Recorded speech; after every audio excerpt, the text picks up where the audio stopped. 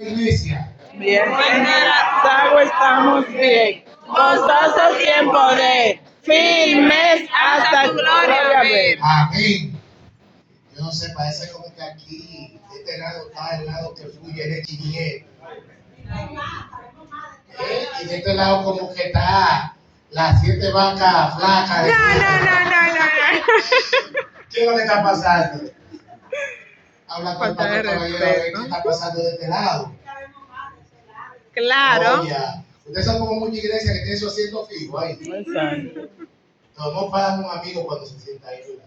No, jamás. No, eso no.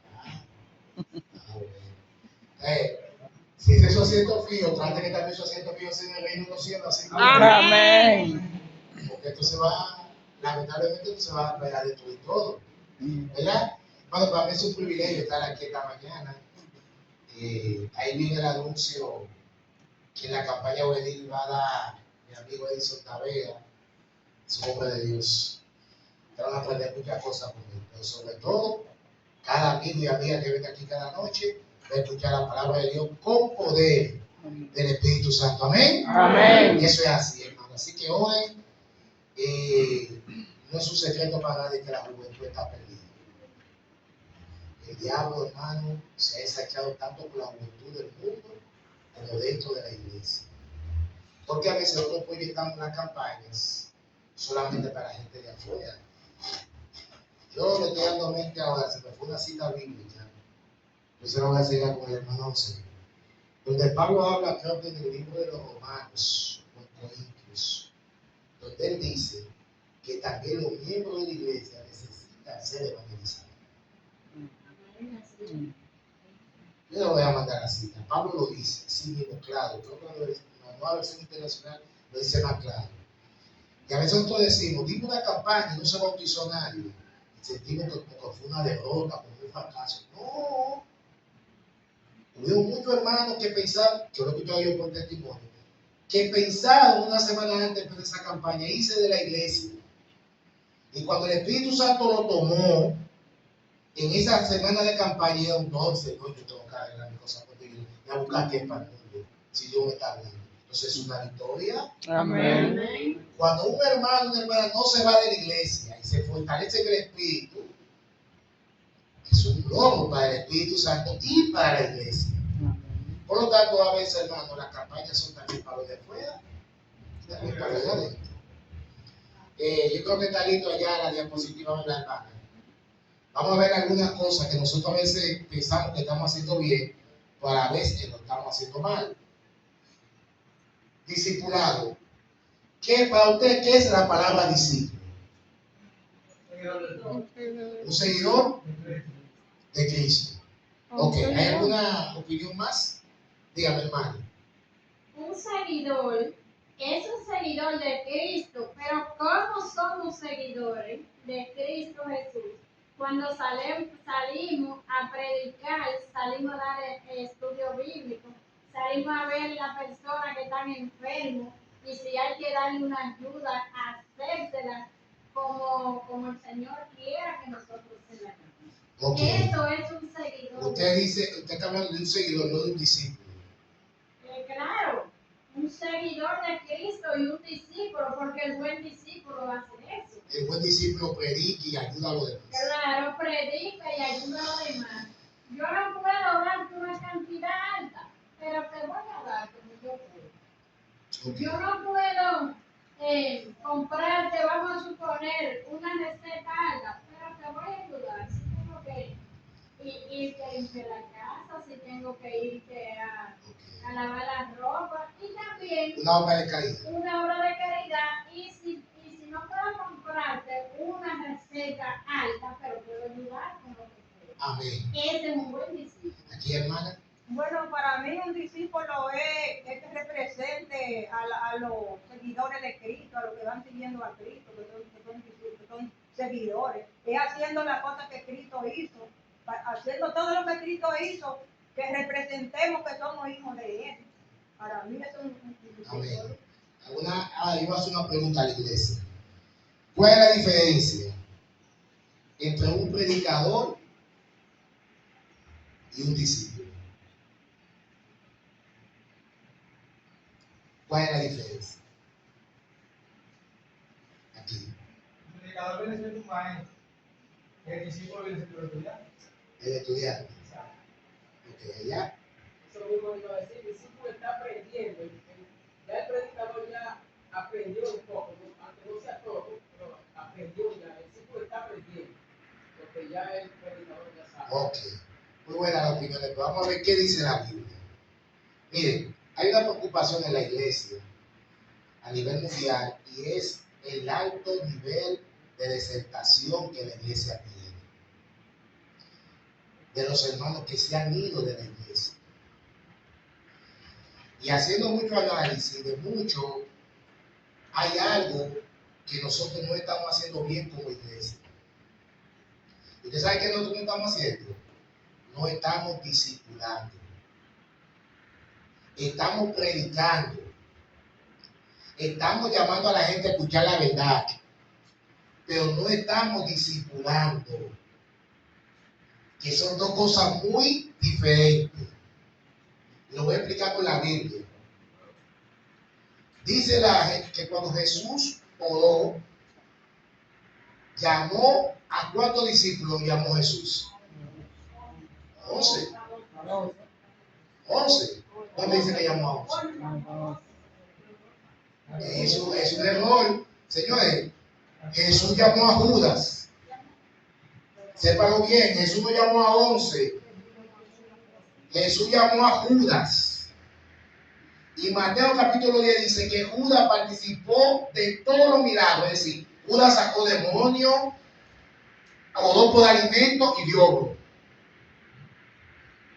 Jesús nunca pudo llamar a 11. Cuando usted dice que Jesús llamó a 11, usted le está quitando una parte importante a la profecía de Dios. Le voy a explicar por qué. Jesús nunca pudo llamar a 11 personas. De hecho, cuando faltó uno, nombró a Matías. Porque los 12 discípulos, en Apocalipsis dice, van a hacer lo mismo. Que las 12 tribus de la Nueva Jerusalén, habrá 12 puertas con los nombres de ellos. Y en el pectoral del sumo sacerdote no tenía 11 piedras, tenía 12 piedras. Es una simbología profética del derramamiento del Espíritu Santo en Hechos capítulo 2. Por eso no hay derramamiento del Espíritu Santo hasta que no se nombra Matías como el número 12. Porque Cristo no podía entrar del lugar santo al lugar santísimo con 11 piedras en el pecho. Tenía que ser con 12, que era lo que él había instituido en el sacerdocio. Que Judas se le carrió, que cogió el ministerio como, ya fue asunto de Judas. Pero Jesús sí llamó a Judas. De hecho, fue el primero que le lavó los pies el día de la cena, para que se arrepintiera. Entonces lo llamó. Ahora, cuando Cristo lo llama a ellos, ¿qué hace Juan y su hermano? Santiago, hijo de Zebedeo, dejan sus barcas, escuchen bien, y siguen al maestro. Entonces la Biblia me dice a mí que un discípulo es el que lo deja todo para estar cerca de su maestro. Y Juan dice que desde Mateo dice con más detalle, que desde ese momento se fueron a vivir con su maestro. Entonces, un discípulo es el que vive, el que come, el que sale, el que duerme, el que se levanta, el que habla con su maestro. ¿Ven la diferencia? Cuando predicamos, cuando estamos cerca del maestro, hablamos como el maestro. Pero aún en pecado, cuando se estaba calentando que dejó el maestro, dice la mujer, tu palabra, tú dices que tú no eres de él, pero tu palabra te delata, tú hablas igualito a Cristo. Porque Pedro ya estaba tan cerca del maestro y comía tanto del maestro. De hecho, le voy a poner otro ejemplo de la Biblia. Cuando Jesús se encuentra con los dos discípulos camino de Maús, que lo invita a comer, ¿cómo ellos se dan cuenta que es Jesús? Dice Hechos cuando él parte el pan. Pero mira, igualito como el maestro Jesús. Pues este Jesús. Nosotros venimos hablando con el maestro y es él cuando le dio un parte, porque el discípulo ve hasta cómo el maestro parte el pan. El discípulo ve cómo el maestro habla, cómo actúa. Por eso Cristo dijo, ejemplo he dado para que como yo he hecho, ¿estamos claros de que un discípulo qué es? Uno que vive con el maestro, que conoce al maestro. Ahora te entiendes por qué Cristo dijo en San Juan 17:13, que en Pedro está la vida eterna, que te conozcan. ¿Cómo tú conoces a una persona? Cuando vives con esa persona, cuando tú comes, cuando tú sales con esa persona, porque la vida eterna es parte del conocimiento. Y un discípulo es el que vive con su maestro. Ahora, como estamos en una misionera, estamos enseñando eso a los nuevos discípulos. ¿Verdad que hace falta en la iglesia que aprendamos a ser discípulos? Más discípulos que miembros de iglesia.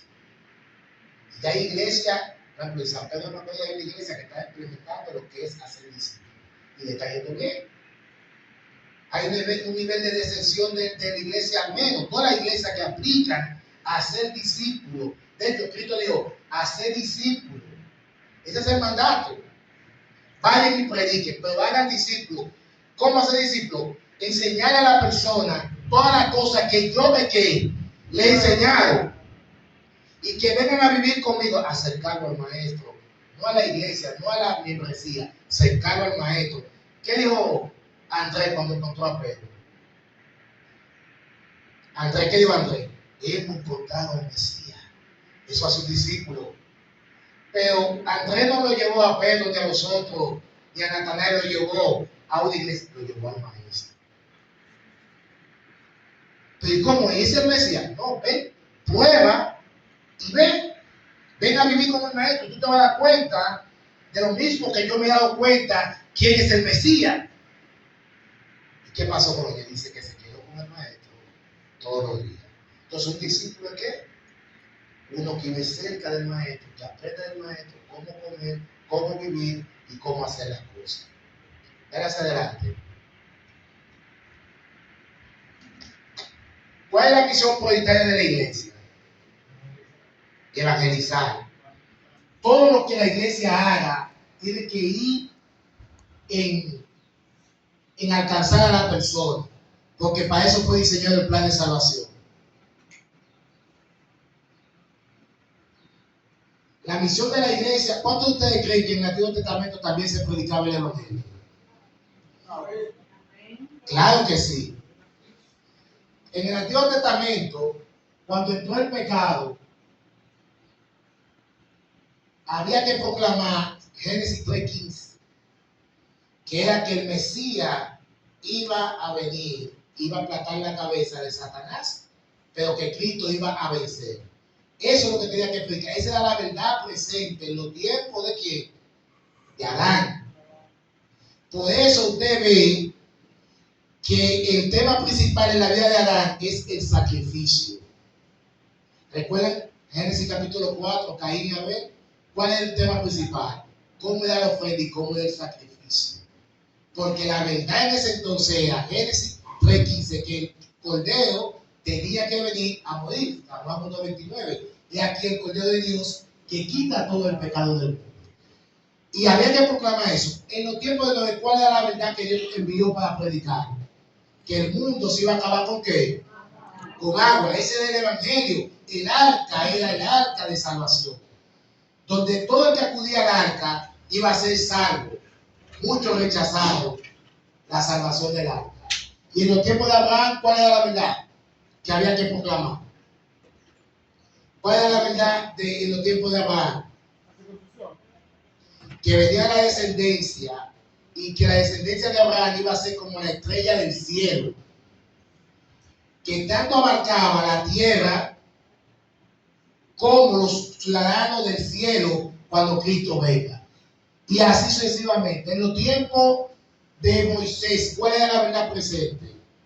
Que el diablo que tenía prisionero al pueblo de Dios totalmente, y que Dios iba a libertar a su pueblo, y que más que libertarle al pueblo era una promesa que Dios le había hecho a Abraham. Recuerda que Dios le había hecho a Abraham que iban a tener 430 años de prisión.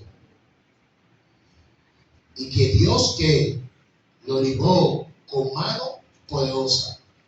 Todas esas cosas que Dios hizo en el desierto, que abrió el mar rojo, que dio comida en el maná, era para que el pueblo de Israel predicara esa grandeza. Pero el diablo hizo que el pueblo se desviara de predicar esa verdad, pero como quiera llegó la verdad, porque cuando Rahab encuentra a los dos espías, ¿qué le dice Rahab a los dos espías? Hemos escuchado que el Dios de ustedes es tan grande que los habitantes de esta tierra tiemblan.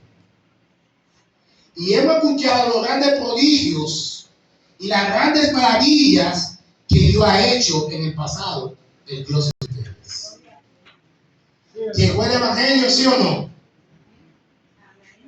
Perdón que yo interrumpa. Hay personas que dicen que nosotros, la mentira, no hemos quedado en el Nuevo Testamento.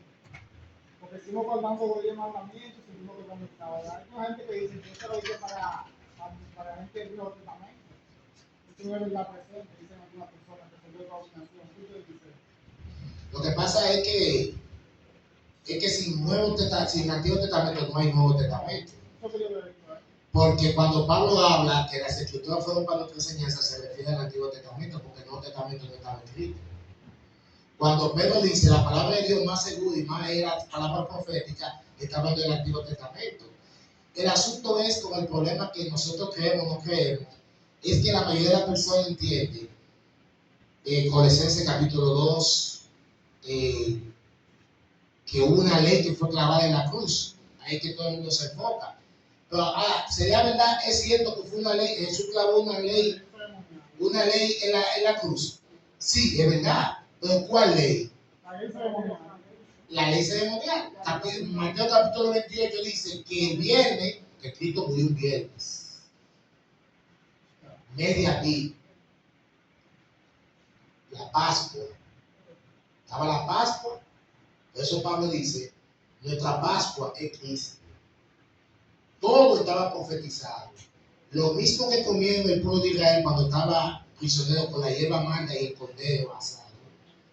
Fue la misma fecha que Cristo murió. Y cuando Cristo muere, ¿cómo sabemos que fue la ley ceremonial? El cordero, un viernes a las 3 de la tarde, Cristo muere. Cristo pasó aproximadamente 6 horas de crucifixión. Y murió. A los otros tuvieron que matarlo, quebrarle la piedra para matar. Pero Cristo, nadie lo mató. Cristo murió él mismo porque Dios así lo permitió. Porque dice la Biblia que cuando los romanos se acercaron, ya había muerto expirado cuando dijo, consumado es.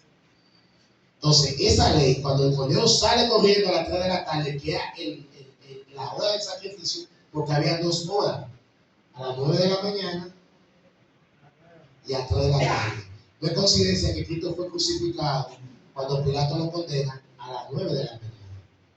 De 9 de la mañana a 3 de la tarde, Cristo pasó 6 horas de crucifixión. Entonces, ahí sí fue la ley que formó la ley moral, que es los 10 mandamientos. Porque es lo que yo digo, si se clavó el sábado, tal vez se clavó el adulterio, no, vamos a robar, vamos a adulterar. ¿Por qué solamente el sábado? Es algo lógico. Exacto. Entonces ellos el que no guarda el sábado no roban el adulterio, entonces no guarda el sábado, es lo mismo, es los 10 mandamientos. Entonces, volviendo al tema, el Antiguo Testamento, esa era la verdad que se proclamaba en ese entonces.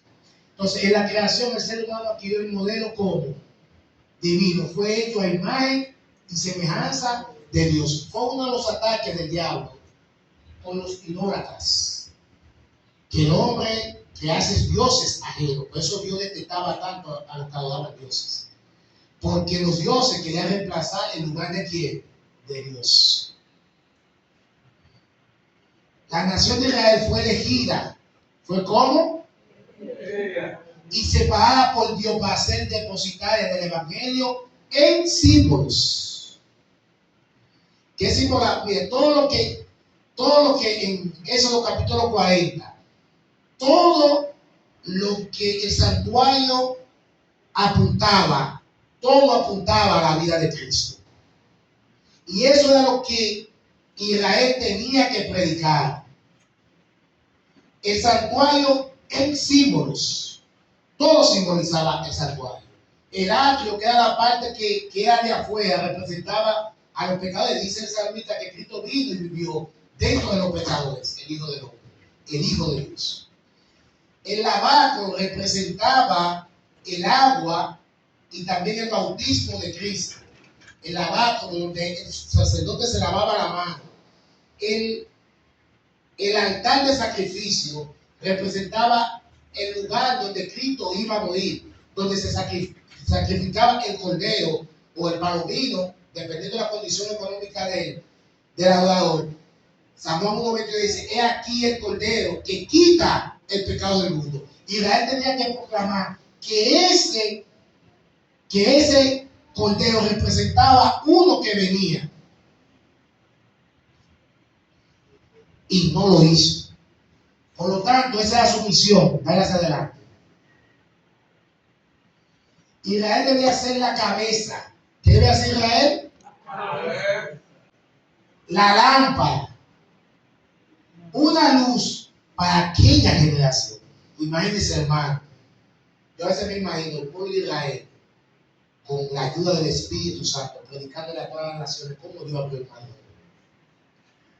Explicándole a todas las naciones cómo Dios le hacía caer pan del cielo, no en visión, hermano, literal. Caía pan.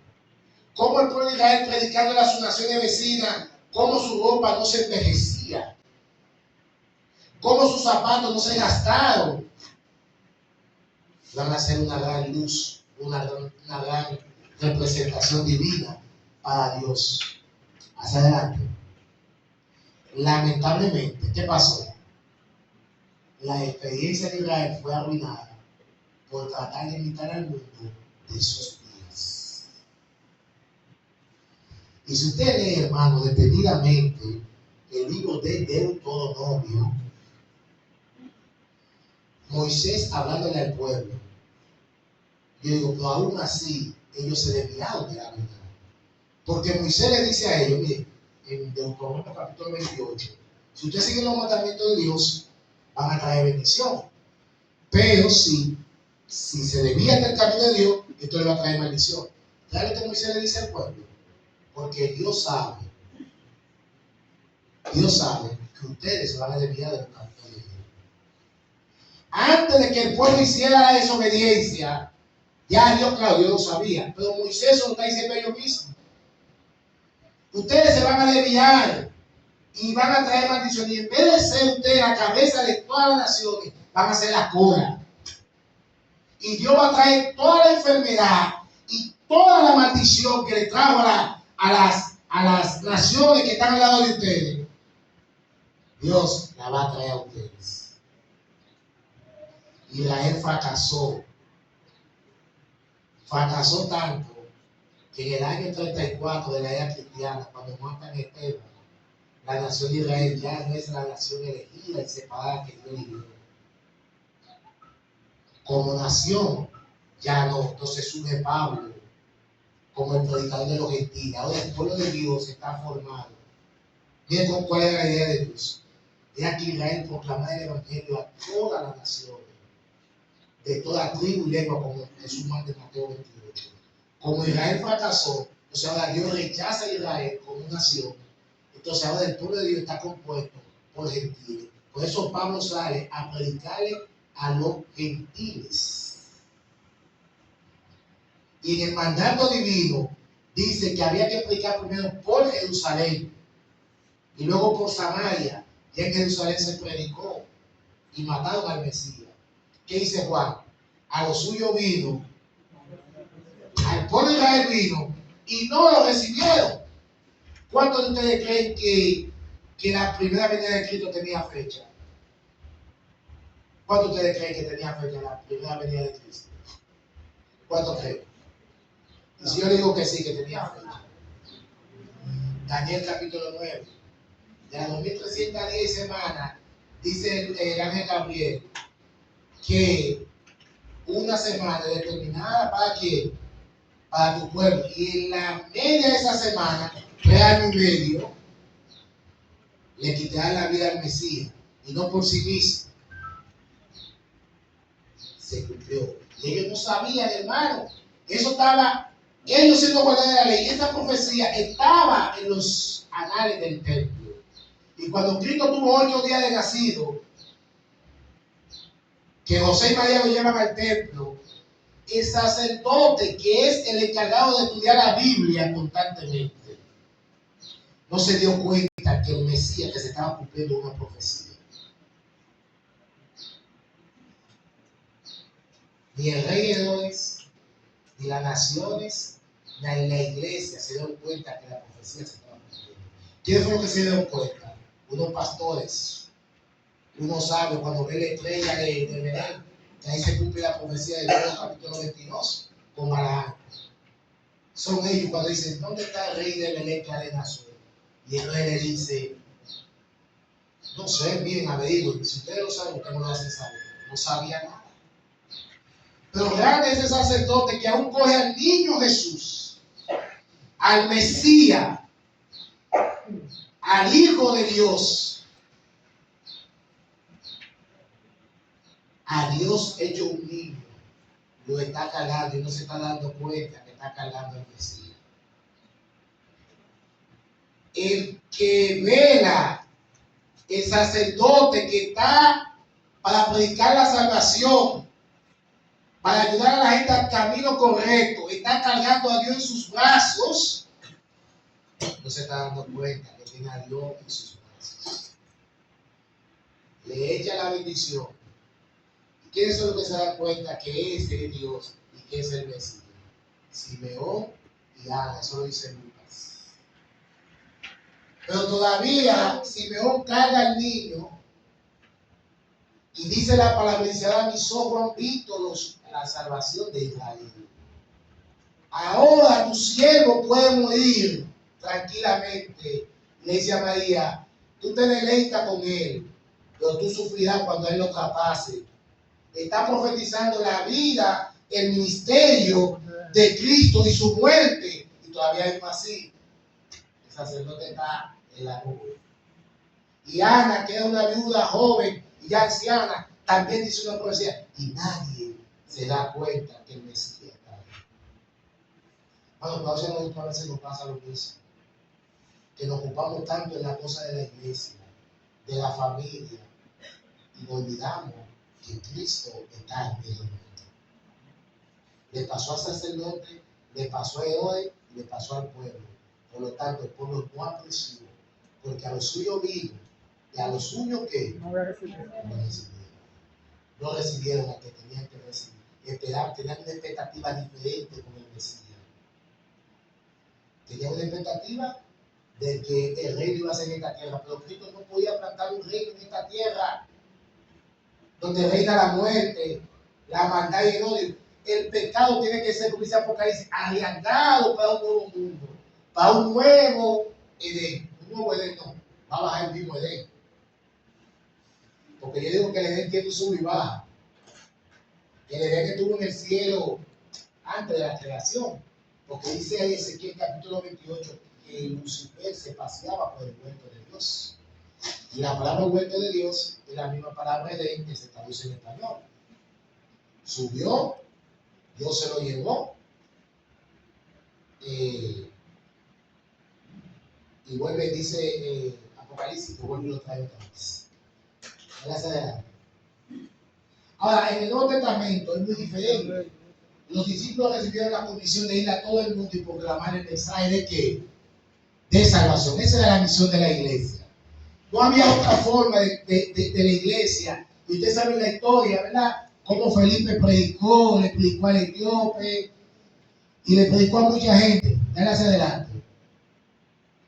¿Y por dónde? Esa palabra ahí por todo el mundo. Es raza, tribu y nación. Ahora, después de una apostasía de 1260 años, Dios levantó un pueblo. ¿Qué Dios levantó? Un pueblo para restaurar y proclamar el Evangelio eterno. Y aquí vamos a hacer un poco de historia. Ustedes saben que en 1260 años fueron lo que se llama la edad oscura de tinieblas, donde se persiguió a los cristianos. Es verdad que Dios proclamó, levantó a Lutero, levantó a Wycliffe, levantó a grandes hombres, pero ninguno tenía la verdad que Dios quería proclamar. Lutero fue el hombre de las 95 tesis, pero no tenía el evangelio verdadero.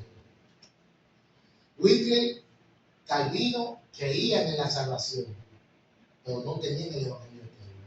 Después de ese periodo profético, Dios tenía que levantar un pueblo que proclamara realmente la verdad. ¿Y ese pueblo cuál es? ¿Cuál es ese pueblo? Ese es el pueblo de Dios. El pueblo de Dios, la iglesia adventista del séptimo día. Pero ojo, ojo, la iglesia adventista del séptimo día no es exclusiva. Me explico. Nosotros no somos la última Coca-Cola del desierto. No es verdad que todo el que tiene que salvarse tiene que venir al pueblo adventista. Eso no es verdad. Porque eso dice la hermana Buena. La hermana Buena dice que usted no va a ver en el reino de los cielos. Y usted ni guardaba el sábado. Es más, usted bebía cerveza. Búsquenlo en la historia. Y ella dice que Lutero, la historia dice que Lutero tomaba cerveza.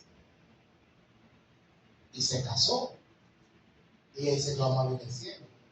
Lo que quiero decir es que si usted tiene una idea de que todo el que se va a salvar viene aquí, porque el mismo Cristo dijo, hay otras ovejas. Por todas partes van a haber gente salva. Va a venir aquí. No es la religión. Otro punto. El decir que yo pertenezco a la iglesia adventista de unidad no me sella para la vida eterna. Porque hay muchos y muchas que no viven a la altura como un miembro del pueblo. Y pasó con el pueblo de Israel. No salieron toditos. Y el único que entraron a la tierra prometida, ¿quiénes fueron? Todos se quedaron postrados en el desierto. Y Dios decía, no, y eso aprobado, dice Pablo, aprobado en maná.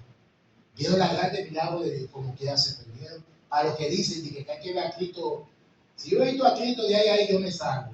Veo mucha gente que vieron a Cristo de ahí a ahí. Hay muchos ejemplos, pero voy a poner un solo. El joven rico habló con Cristo como yo estoy hablando, a esa distancia, más cerca de esa cerca. Y dice Marco, porque Pedro es que le relata el evangelio a Marcos, porque Marcos no fue discípulo de Cristo. Es Pedro que le dice. Parece que Pedro vio en algo en Cristo hacia el joven rico, que Pedro se lo dice a Marcos, porque Marcos, de los 4 evangelios, es el único que le dice que Cristo lo amó. Y se perdió. A alguien que Cristo ama, se perdió porque se fue triste, porque tenía mucha ¿qué? Entonces no basta con usted ver a Cristo y andar con Cristo. Judas andaba con Cristo 3 años y medio. Y se perdió. La multitud estaba cerca de Cristo.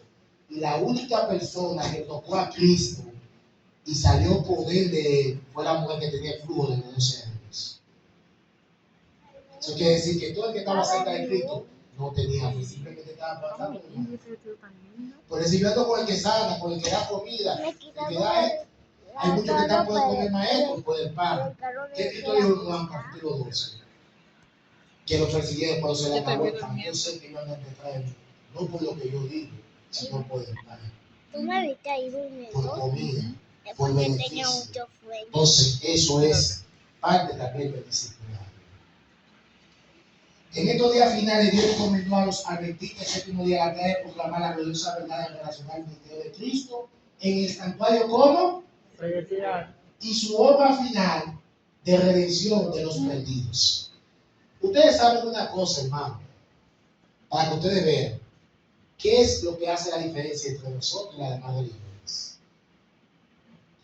Bien, los católicos creen en el matrimonio más que nosotros. Los evangélicos creen en la resurrección. Los evangélicos creen en el cuerpo del templo del Espíritu Santo. Todo lo que nosotros creemos, ellos también lo creen. Los judíos ortodoxos guardan el sábado mucho mejor que nosotros. Porque en Jerusalén hay hoteles que en sábado no se encienden ni los ascensores y no se cocina, lo que se le da es grano y frutas a la persona que está en los hoteles. Ojo, esa gente no cree en el Mesías, pero cree en el sábado de Moisés, en los 10 mandamientos. ¿Qué nos hace nosotros diferente? El santuario, la obra que Cristo está llevando a cabo. Por ejemplo, si yo hago una pregunta aquí a la iglesia, y esas son verdades que usted tiene que proclamar al mundo. ¿En qué lugar está Cristo en este momento? En el Santísimo. En el lugar santísimo. ¿Y qué está haciendo Cristo en el lugar santísimo ahora? ¿Intercediendo por quién? ¿Por nosotros o por el mundo? Por el mundo entero. Porque Él no quiere que nadie se pierda. Él quiere que todos procedan al arrepentimiento. Y de acuerdo, si la persona procede al arrepentimiento, pues no se va a perder. ¿Cómo procedemos al arrepentimiento? Buscando de Dios, acercándonos más a Él y haciendo la voluntad de Dios. Ok. Solamente intercediendo está Cristo. Solamente intercediendo está Cristo. Yo pienso que ya el juicio comenzó también, que está jugando de los muertos, que ya hace mucho que ya empezó el juicio investigador. Llevando una obra de juicio. Aquí al santuario, cuando el sumo sacerdote entraba al lugar santísimo, había un día de ayuno y oración, y nadie podía trabajar ese día. Cristo hoy está intercediendo. Esas son las verdades que nosotros tenemos que proclamar al mundo.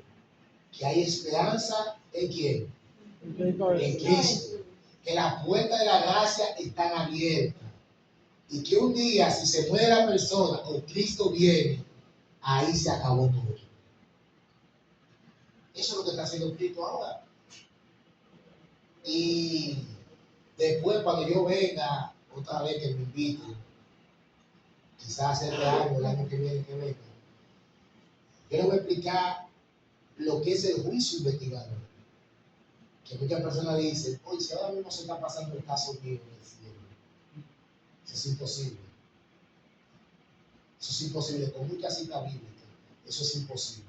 Ahora, yo lo que debo de tratar es de vivir la vida, como dice Pablo, escondida en Cristo Jesús. Conocer a mi Dios todos los días.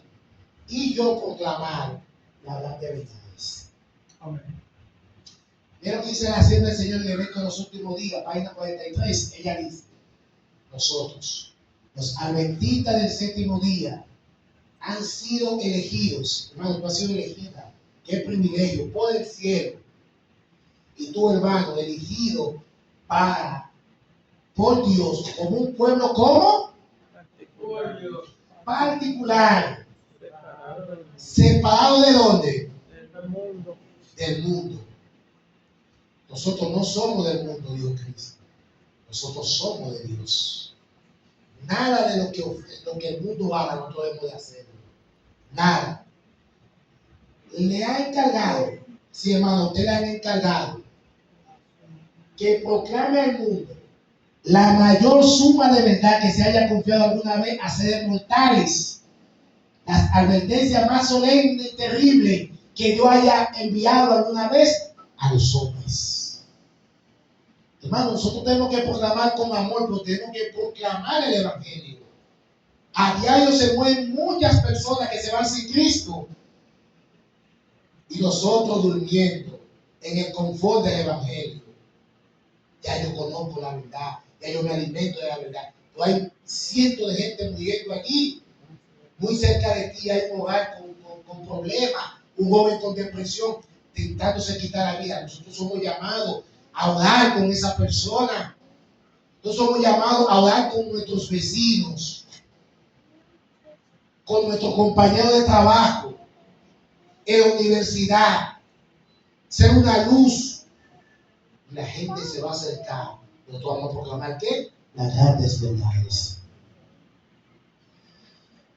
Compromiso de la iglesia a ser discípulo. Aquí la iglesia se compromete, hermano, a ser discípulo. ¿Están comprometidos a ser discípulos? Si ustedes hacen discípulos, va a haber menos hermanos fuera de la iglesia y la iglesia va a ser más fortalecida. Es lo que dice. En la gran comisión que Cristo dio en Mateo, encontramos 4 verbos: ir, hacer, bautizar y enseñar. Dale adelante. El producto final o el blanco de la gran comisión es ir. ¿Qué es lo primero que nosotros tenemos que hacer? Porque la gente no va a venir para acá. No tenemos que ir a dónde? Donde están ellos. Ir y hacer discípulos. ¿Qué hicimos al principio que era discípulo? Llevarlo al maestro. Él dijo a Andrea, a su hermano Pedro, y él, ven y ven. ¿Lo llevaron dónde? Al maestro. ¿Y cuál fue la acción que hicieron los discípulos cuando se encontraron con el maestro? Lo dejaron todo. Todo lo dejaron. Y si tú entiendes que a veces por tú hacer el evangelio, tú dejas muchas cosas, los discípulos también se sentían así. Pedro era el portavoz y le dijo al maestro: nosotros hemos dejado todo por seguirte a ti. A veces nosotros cometemos el error que creemos que los discípulos eran pobres. Ellos no eran pobres. Ellos lo que no eran letrados en la universidad de los judíos. Pero los discípulos no eran pobres. Dice que Juan y Santiago se llamaban hijos de Zebedeo y tenían 2 barcas. ¿Cuál era el producto que más se consumía tanto en Jerusalén como en Samaria alrededor de Jerusalén? El pescado. De hecho, hay escrito extrabíblico que dice que el pescado de Jerusalén era uno de los mejores para comer. Por lo tanto, Juan y Santiago, hijos de Zebedeo, no eran pobres porque tenían 2 barcas. Y dice que cuando Cristo resucitó y se encontró con Pedro, Pedro estaba pescando en su barca. Y si usted busca en la historia, tener una barca en ese tiempo de una persona que no tenía 2 pesos. Y hacía un trabajo, un producto que era de alto consumo y valioso. Por eso yo le dije al maestro: lo hemos dejado todo. ¿Y qué? El Cristo le dijo: el que me sigue a mí y deje todo, recibirá 100 veces más a la vida eterna. Ya son las 12:05. Aquí lo concluyo. Con esto, hermano, ¿cuánto quieren comprometerse? Primero a ser discípulos de Cristo y a ser discípulos de Dios. Vamos a poner sobre nuestros pies y vamos a